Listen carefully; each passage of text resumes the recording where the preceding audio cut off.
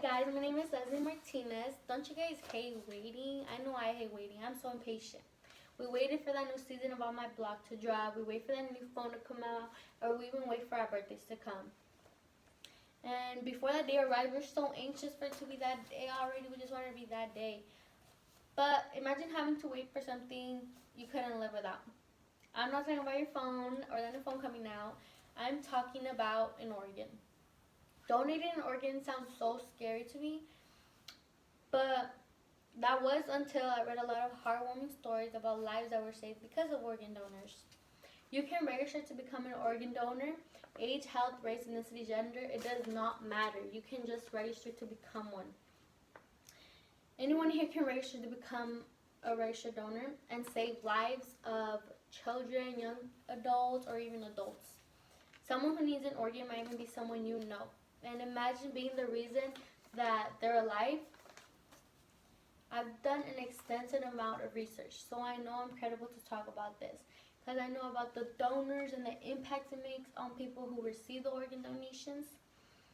So according to the Health Research and Services Administration, a parent says no one knows when they may pass away, but when they do, they can leave a legacy.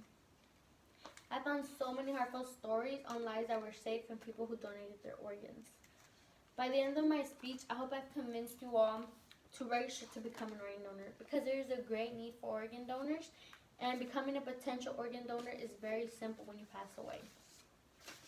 I am up here to talk to you guys about 1, how you can become an organ donor, 2, why we need organ donors, and 3, some myths about organ donations. Now to the first thing I'm going to talk about is how you can register to become an organ donor.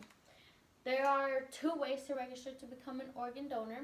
One is through the website organdonor.gov, which will give you a list on how to do it. And all you're going to need is some personal information like an ID or your driver's license ID. That's all. The second way is through DMV. When you're renewing or applying for a driver's license or an ID, they will ask you if you want to become an organ donor, and all you have to do is check the yes section.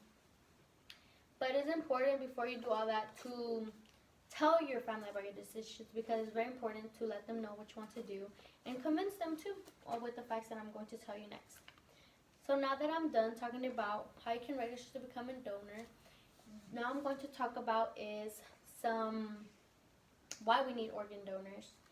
There are so many people in the United States who are already organ donors, but there are much more people who are in the need of organ transplants.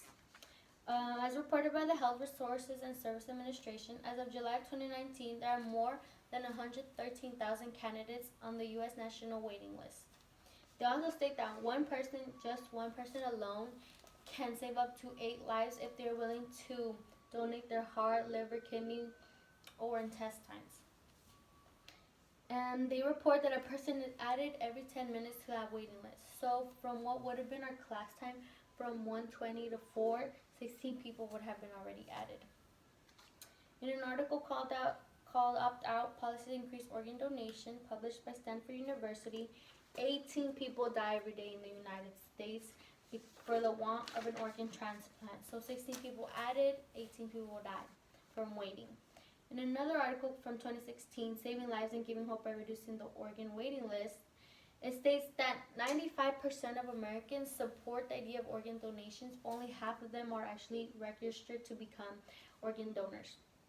So if you were to register to donate, then once you pass away, you could be saving the life or lives of a little boy, a little girl, mom or dad, or grandma or grandpa.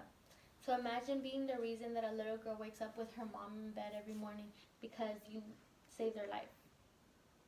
I've just talked to you about how you can become an organ donor, why we need organ donors, and the last thing I'm going to talk about is some myths about organ donations. There are many myths about organ donations, which makes people not want to become organ donors. One myth, according to an article called Myths and Facts About Organ Donations, published in September of 2000, the myth of the donor not being able to have an open casket funeral. So that means that when they pass away, people can't stare at their body and admire them like people usually do. That is not true. It states that the donation doesn't disfigure the donor's body at all, so you're going to look perfectly fine. And the procurement takes place in a sterile and incisions are surgically closed. So if nothing's gonna look out of the ordinary, it would all be regular. Many organ donors are able to have an open casket funeral, so that is not a problem to even worry about. Another reason why people don't want to donate is because of the myth that doctors won't do everything they can if they know you're a registered donor. According to an article called What If I'm Not Dead? Myth-Busting Organ Donation, published in February 2019, the medical team's top priority is to save lives. So the medical team is to save lives regardless if the patient is registered to become an organ donor. The patient has to be declared brain dead because that's when they know they can't do anything else to save the person's lives. They start talking about organ donations after the family and the medical team have both accepted the fact that there is nothing else they can do to save the life. Now that I'm finished, I hope I've convinced you all to become registered organ donors. And remind you there is a great need for organ donors, and becoming one is very simple. I've just talked to you guys about how you can become an organ donor, why we need organ donors, and the last thing that I talked to you guys about was some myths about organ donations. So to close it off, I want to end with a heartwarming story about a girl. Her name is Carly, and she not only had one heart transplant, but she had two. Her first one was when she was only 1.5 years old, and her second one was when she was 13 years old. She is now fine. She lives a happy, active life. She plays sports and even she loves dancing. So she sees herself as unique, and I see her as unique too because she came close to death not only once but twice.